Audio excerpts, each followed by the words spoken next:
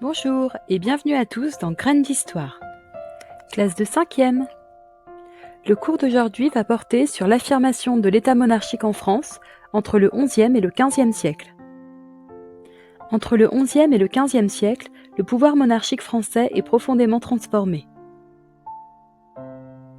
Au XIe siècle, le pouvoir du roi est fragile, car il ne contrôle directement qu'une faible partie du territoire, nommé le domaine royal. Il n'existe donc pas d'unité politique en France. Au XVe siècle, le pouvoir du roi est incontesté et le domaine royal s'est considérablement agrandi. Une unité politique autour du roi de France s'est construite. Comment le roi de France renforce-t-il son pouvoir face aux seigneurs entre le XIe et le XVe siècle? La société féodale est organisée selon une hiérarchie précise, la pyramide vassalique. Le roi est à la tête de cette pyramide car il n'est le vassal de personne. Toutefois, il n'exerce qu'une autorité indirecte sur les seigneurs châtelains, les seigneurs ecclésiastiques et les simples chevaliers. De plus, certains grands seigneurs possèdent des comtés ou des duchés plus vastes que le domaine royal. En 987, Hugues Capet est élu par les grands seigneurs du royaume pour devenir roi de France. Mais cette élection est contestée car il existe d'autres prétendants tout aussi légitimes.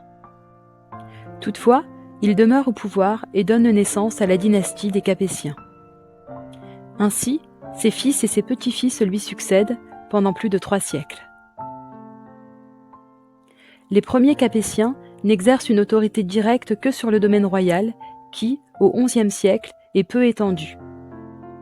Ainsi, le roi de France n'est qu'un seigneur parmi les autres. Par exemple, le duché de Normandie ou le duché d'Aquitaine sont bien plus vastes que les terres possédées par le roi.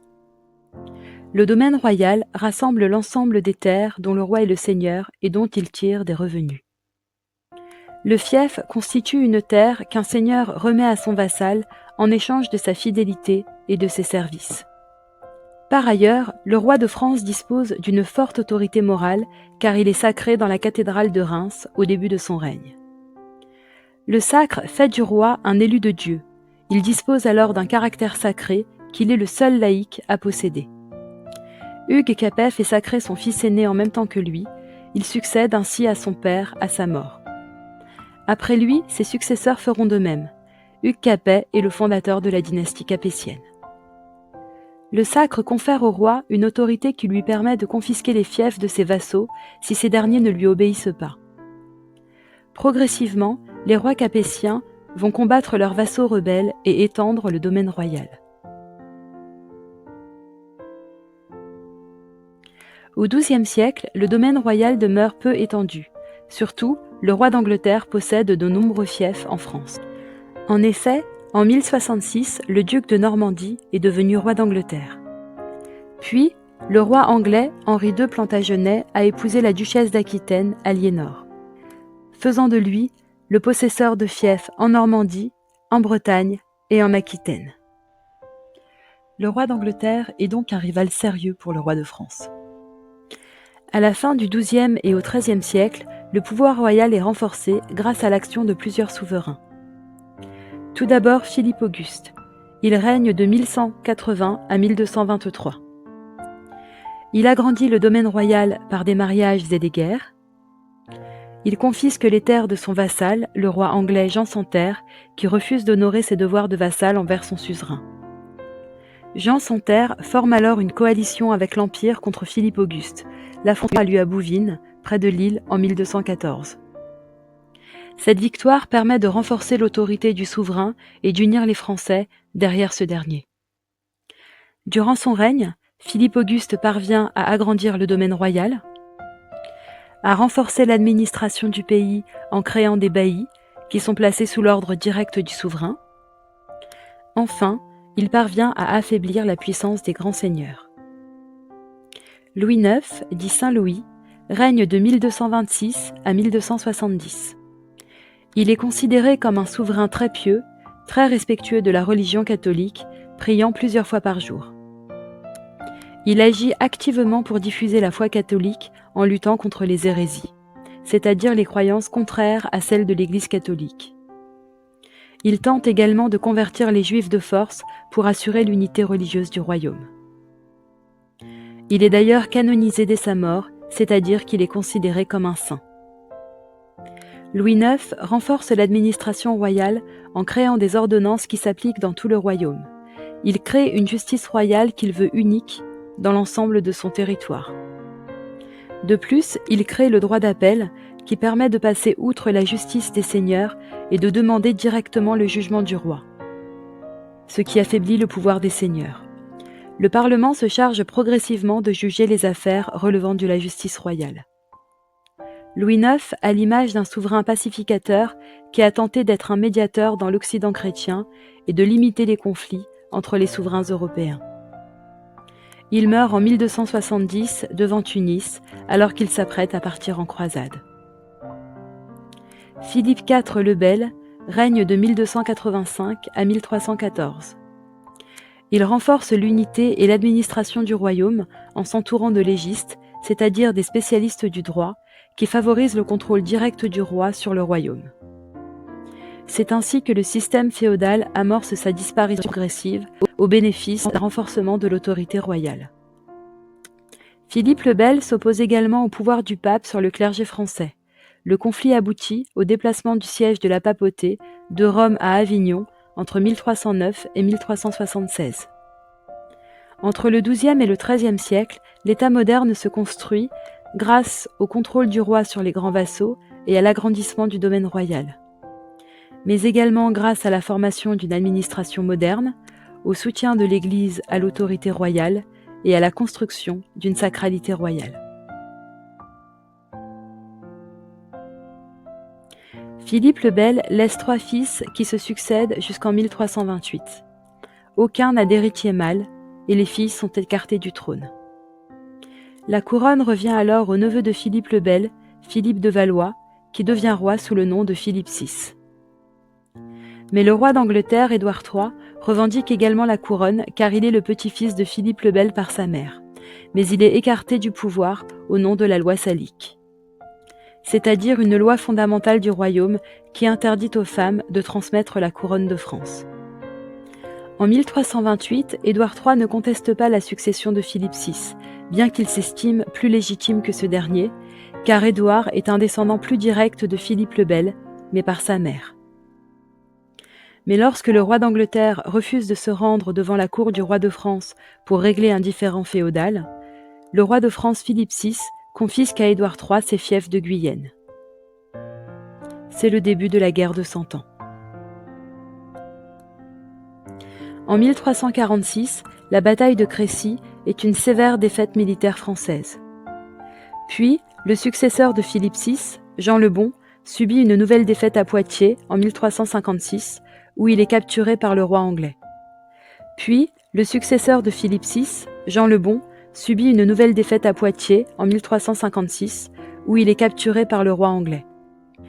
Par le traité de Brétigny, signé en 1360, Édouard III renonce au trône de France, mais agrandit ses possessions en France.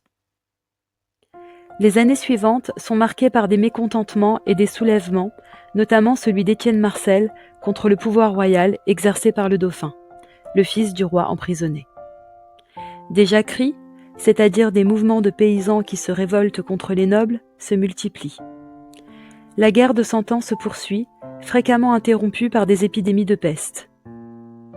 La Grande Peste noire, de 1347 à 1349, fait disparaître près d'un tiers de la population française et anglaise.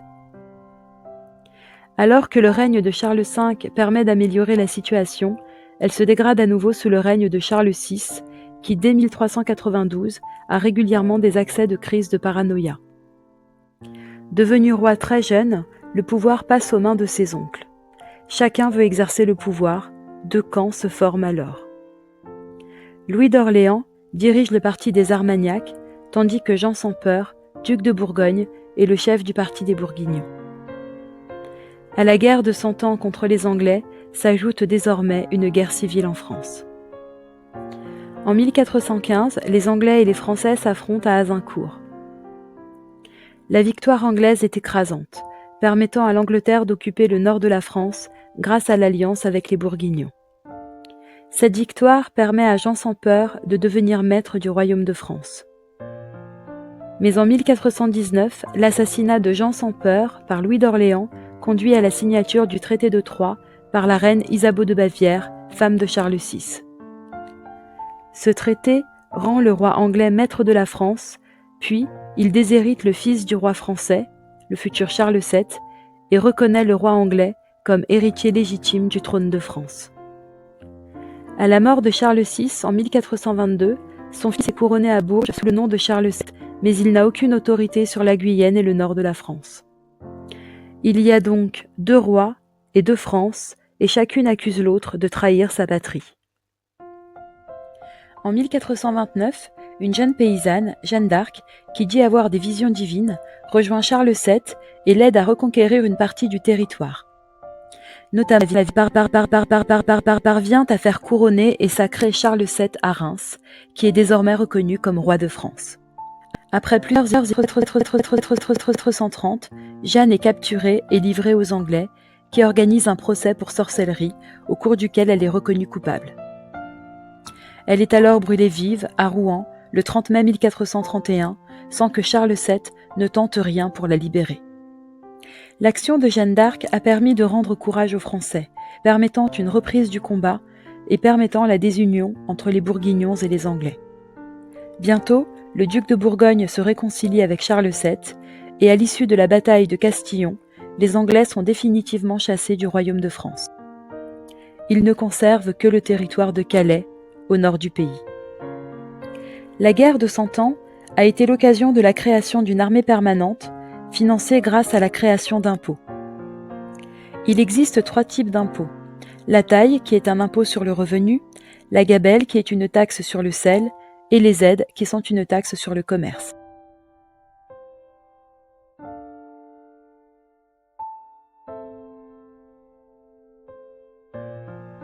Ces impôts deviennent permanents à la fin de la guerre de 100 ans, et le roi n'a désormais plus besoin de faire appel aux États généraux pour lever de nouveaux impôts. Toutefois, ces impôts ne sont payés ni par la noblesse, ni par le clergé. Enfin, la guerre de 100 ans a permis la création d'un fort sentiment patriotique chez les Français et la prise de conscience que ces derniers doivent être unis face aux étrangers.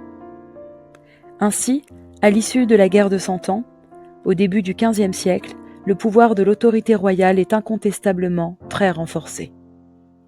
Le pouvoir royal se renforce encore sous le règne de Louis XI. Il parvient à soumettre son principal seigneur insoumis, le duc de Bourgogne. Le domaine royal s'agrandit considérablement. Désormais, l'autorité du roi de France n'est plus contestée par aucun des seigneurs du royaume.